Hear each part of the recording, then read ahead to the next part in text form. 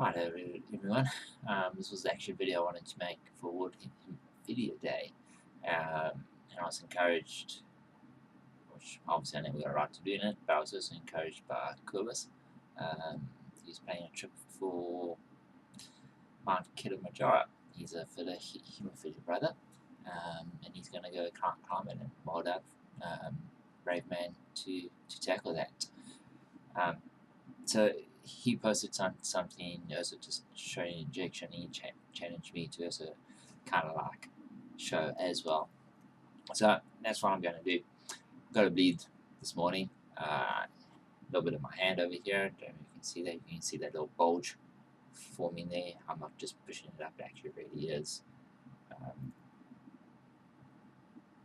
swelling up there. And what happened is I bumped it onto the corner of something. The corner was a desk, and I generally try and pray over it first. And during the course of the day, it didn't bother me at all. I actually had completely forgotten about it, and only towards the end of the day, I was moving my hand, and I was like, why can I feel my hand moving?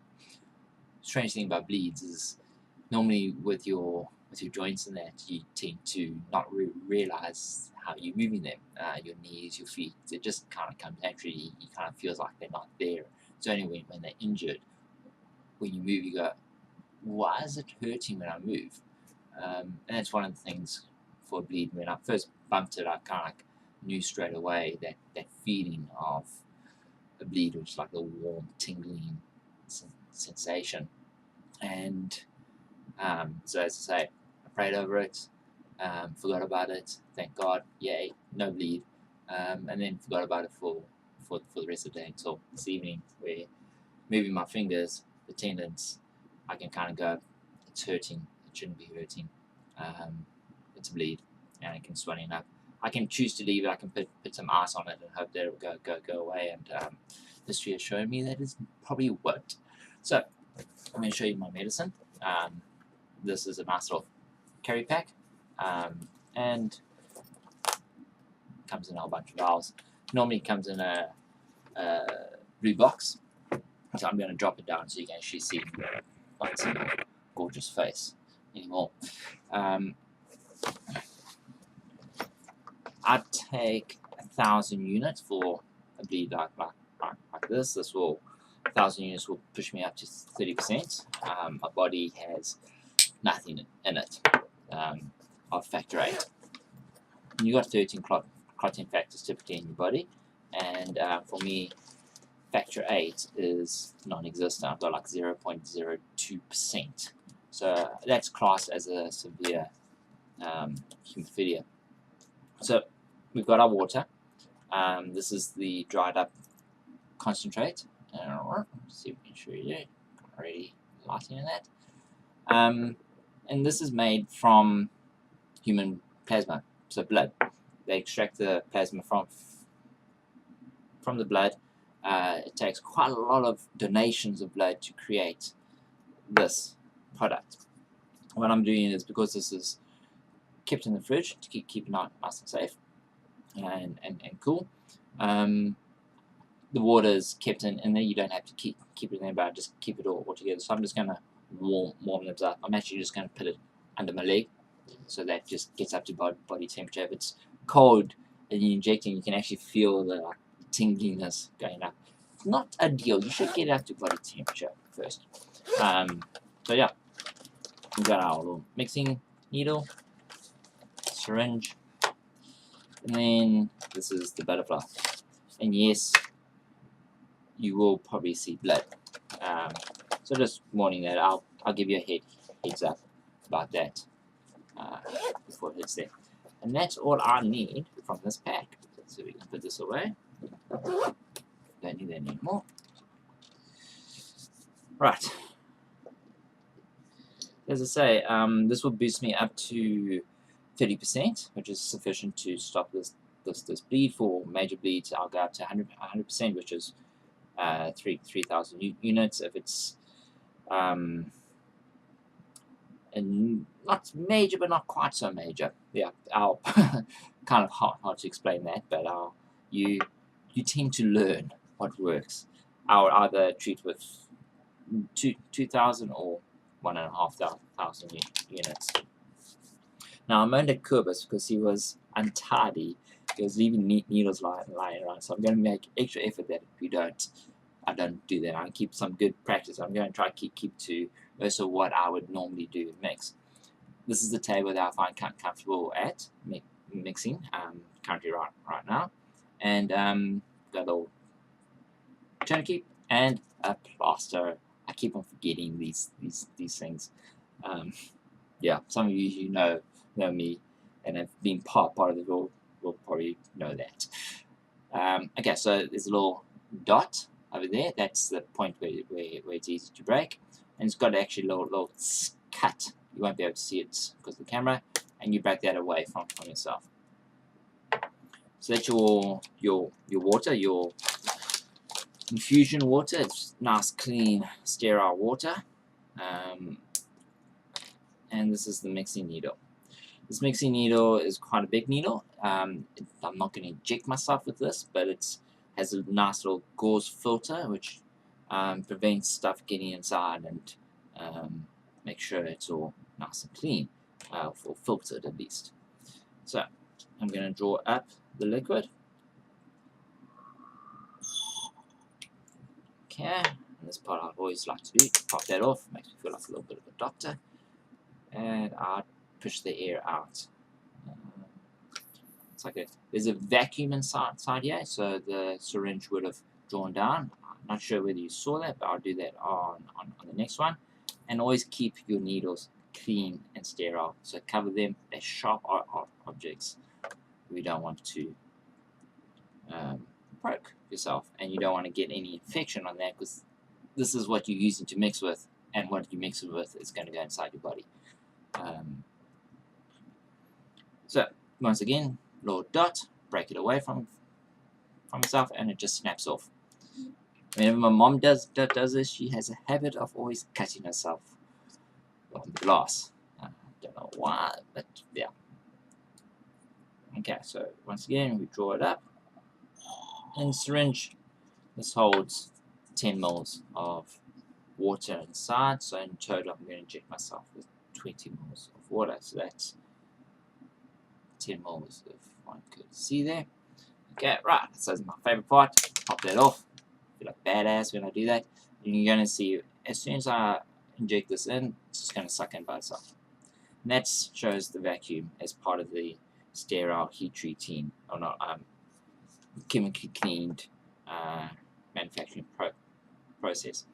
Now, you might look like my hand's touching it, but I'm not. I've got a covering it so over on top, so I don't touch the tops of the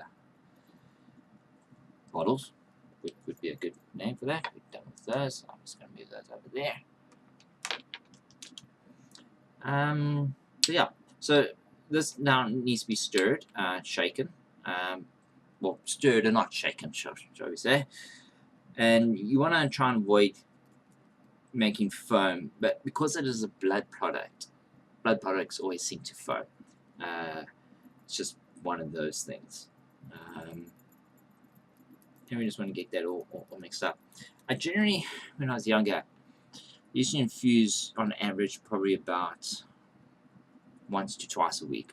Now that I'm older, my infusions have dropped down quite a lot after my knee replacement. That also has helped dramatically with the amount of factor that I take in. So I'll probably infuse maybe once every 2 weeks now with the product, Hemosulfate. This product is relatively safe, but because it is a blood product, it still carries a level of risk involved. Holding it upside down, because sometimes you get little bits caught inside this. So you can see there's like a little grid or gear shape, and I just like to turn it upside down to make sure I get all the bits out, get as much as it mixed up, because this stuff is valuable to us. When I say us, I mean hemophiliacs. This is our lifeline, quite literally. Without this, our life expectancy is probably around about 16 years.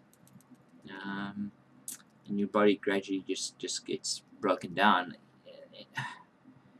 Hemophilia is it's a disease that wears you down over the years if it's not properly kept in if it's not properly treated. If you get cut once, you're fine.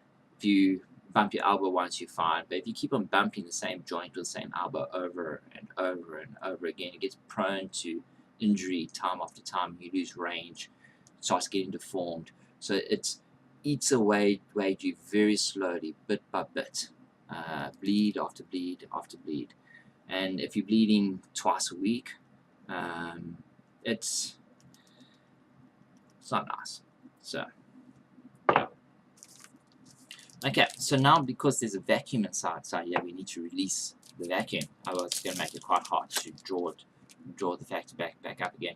And this is what this needle is for. It's got a little mesh on the top, so it allows air to travel through it, but not really necessary the liquid to pass back up again. It's just a very small needle as well. So when we stick it inside,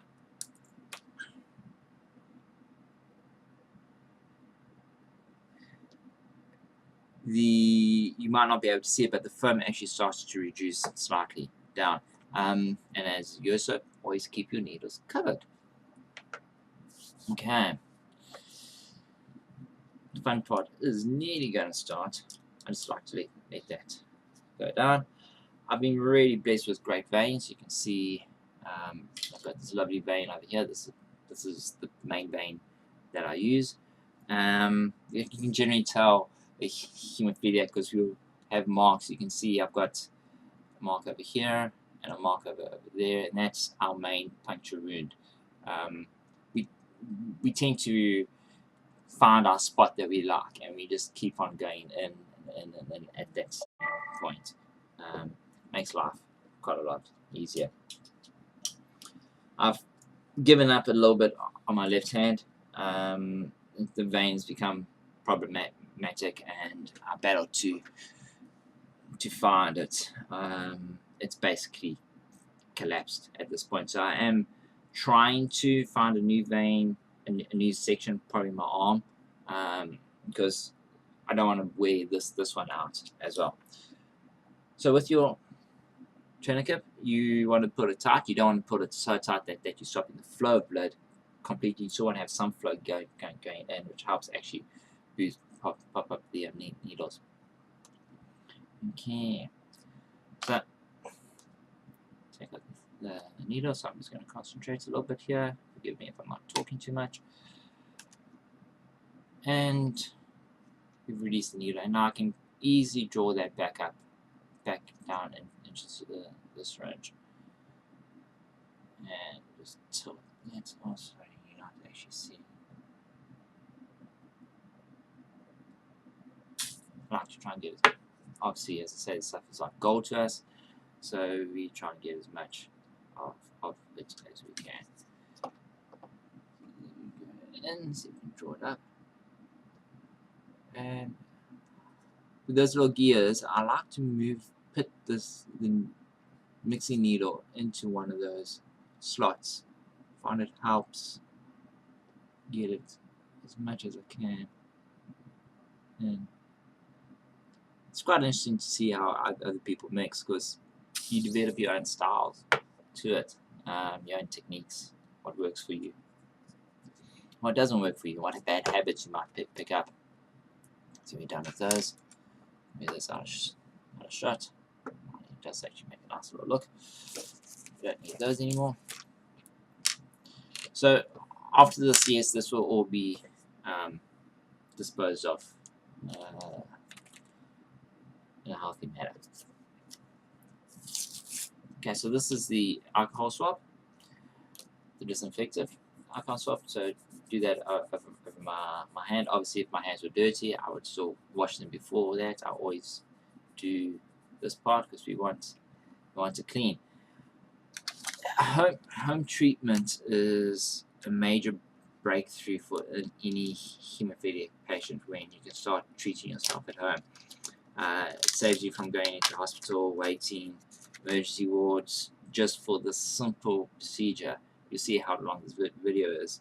And that's all you need. You just need this medicine to make you feel better. A little bit of air. You'll see just now why we do that, because to say the stuff is gold, I like to try and get as much as we can in. So there will be product that will sit inside the tube, and we actually push air all the way up to. I like to try and wait for up to that point. It's kind of like a tease of how close can you get to the line. It is dangerous to put air into your bloodstream, but you really got to put a lot in to cause major things. So yes, I have injected air into myself before. I'm still here. It's not the end of the world, but good practice, shall we say. Good practice. And I need to open this up. Forgot about that, because it's kind of hard to open this up with one hand. Generally, it's if there is a spare hand to help with this, it makes life so much easier. I can't do it by myself, as you'll see now, and but it's just, if you've got a partner with you, it's just so much nicer and easier. Okay, so I'm going to focus and concentrate a little bit. It's a tiny little needle, 23 gauge, if memory serves me right. Yes, 23 gauge. It's a butterfly, and I'm talking too much, and this should be covered. So when you say butterfly to a haemophiliac, this is what we think of, not necessarily a butterfly that a normal person would think of. This is our first thought. Okay. Right, this part, you never get used to it. Always a bit of nerves, and hope that you get it in right. So focus, and you'll see blood run up the tube, and I'm in. There we go. Okay. Some people tape it down. I use my little finger. This is a nice little technique I've picked up. Normally, the person assisting me will actually hold the needle in place for me. Right, so we could still got some air. I need to draw it up in. You see the blood. There it goes all the way up. You'll see it will pop. There's some blood. There we go. Okay, so we've taken the air out of the tube. What's inside the tube? I'm going to release the strap, and that's it. I'm in the vein. I'm going to now start pushing my medicine in. Now, the speed of this, you can feel yourself how fast you want to go. And if you've got a high blood pressure, you can feel your body resisting it, and it changes. If you really sore, you will push it in quite a lot faster. I find it works quite quickly. When I say quite quickly, pretty much within a couple of minutes, or even a minute. You can kind of feel that pain not getting worse. It's not getting better, but it's not getting worse, and that's at least a step in the right direction. You never get used to this. You kind of like accept it as part of your life. It's my normal. It's only when I was exposed to close relationships with my former wife, did I realize, did it really grasp me how abnormal haemophilia is. Yes, I have obviously friends and that, but the impact of that day to day when you're living with somebody, sharing life with them, and how they do life, and how this impacts your life without having that contrast, that's you don't actually realize how different it actually really is. But yeah, so this is me. This is how I treat myself. This is what keeps me alive. I'm really grateful for this product. It's probably also why I find most hemophiliacs have quite a die-hard spirit. You got to keep on persevering, because if you stop, it definitely gets the better of you. You start spiraling down quite quickly. So what I'm doing as I'm pushing in, I'm also just checking the vein, because I'm always paranoid that it's moved out. I'm trying not to move my hand too much. That the needle is not blowing up, or hasn't moved out and it's not blowing up. You'll see it as it's, well, I'm not going to do it now. It's stupid. But it will literally, like a balloon, just starts getting bigger and bigger and bigger. And it is, so that's when you've gone through the vein, or it's moved out of the vein. So I'm nearly getting down to the very end. You can see that. And as I say, once again, this is like gold, so you want to get every last drop. It's like water in Cape Town. Save every last drop, make the most of it.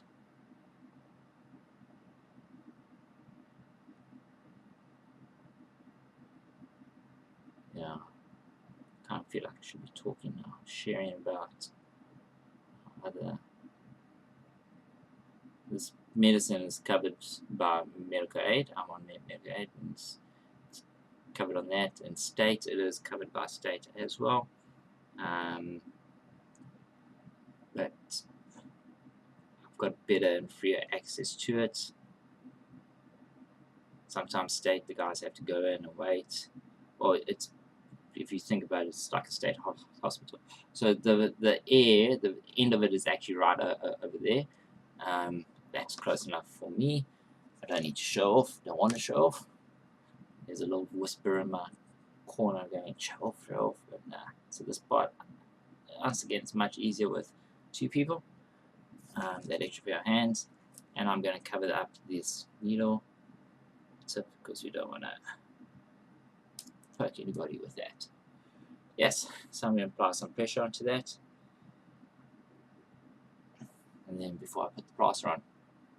So I was saying, the guys in state, they do have access to it, but the further you go out from a central point, when I say central point, pretty much Durban, Bloemfontein, Cape Town, Joburg, those major cities, you don't really get that much ease of access to it. And this 15 minutes of doing this is all that you need to stop the bleed, to start getting better and healthy. And you will have to wait for hours before a doctor can even see you. Sometimes it's days. And in the meantime, the disease is getting worse and the damage is getting done.